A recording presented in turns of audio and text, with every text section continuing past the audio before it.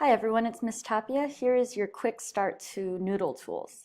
What you're going to learn in this presentation is how to log into your Noodletools account, how to save all of the sources you gather, how to share your project and your sources with your librarian and teachers, how to collaborate with classmates if you all are working on a group project and are sharing a Works Cited, and also how to export that Works Cited when you're ready to submit your project. The first thing you need to do is log into your Noodletools account. If you haven't already done this, you're going to have to do a couple more steps. But the first step is going to noodletools.com. Or if you, for some reason, forget that, you can navigate to Noodletools through our SHC website. To get there from our SHC website, you just click on Academics, click on Library, and it will lead you here. Here we have our new library portal, and once you click through here, this is where you're going to find a ton of research materials for you, but we always have this link living right here, Noodletools citation. Once you open that up, you're going to want to sign in with your shcp.edu Google account. So I'm going to do that here. And if this is your first time signing up with it, you're going to first actually see this screen here that says, do you have an existing Noodletools account? No, but you do want to create a new account as a student. And then it will just ask you for your graduation year, and you save that profile.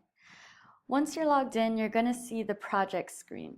You're going to click New Project. On this Create a New Project screen that pops up, you're going to enter a name for your project and select the appropriate citation style. So if your teacher prefers APA, you can definitely just click there. Name it something appropriate to your project. And once you're done with that, you're going to click Submit. And then the dashboard screen is going to appear. What the dashboard screen does is organizes your work environment for effective research. You can see assignments, you can create a to-do list down here, you can submit work to your teacher's project inbox if he or she has set that up. And also you can add some of your classmates that you're collaborating with if you're working on a group project so that you can all share the same Works Cited. To begin citing sources, click Sources in the navigation bar at the top.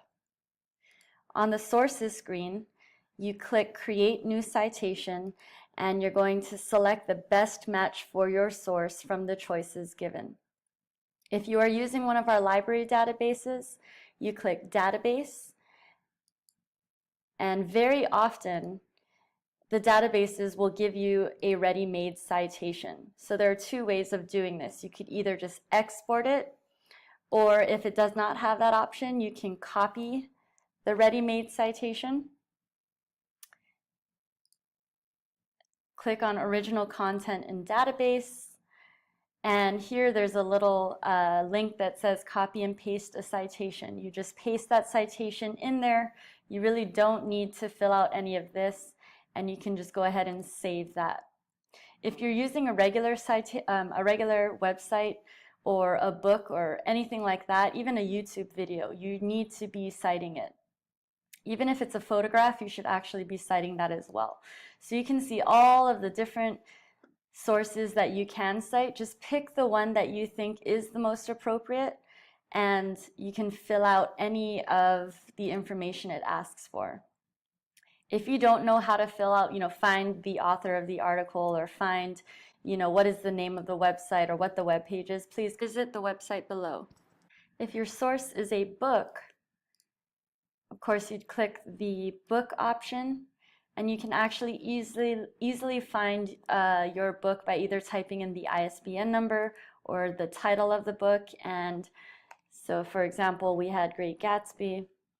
You could go ahead and search that, and you can find which edition is your book and import that selected source.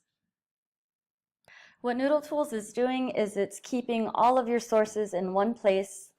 And another cool option that I would really like to show you and encourage you to use is once you start talking to the text and actually reading the research, listening to what it has to say, you can actually keep notes digitally with these digital note cards. So if I'm reading this article on police brutality, I would just click New Note Card right here.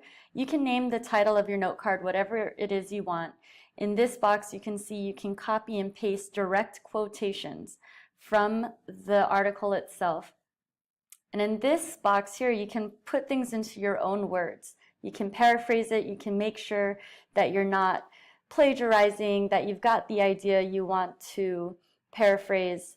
And in this box here, you can write down some original thinking. Maybe this piece of research makes you think of something that you want to follow up with later. That is something that you can put here. Keep in mind that sometimes your teachers will customize these directions, so always be sure to read what they particularly want you to write.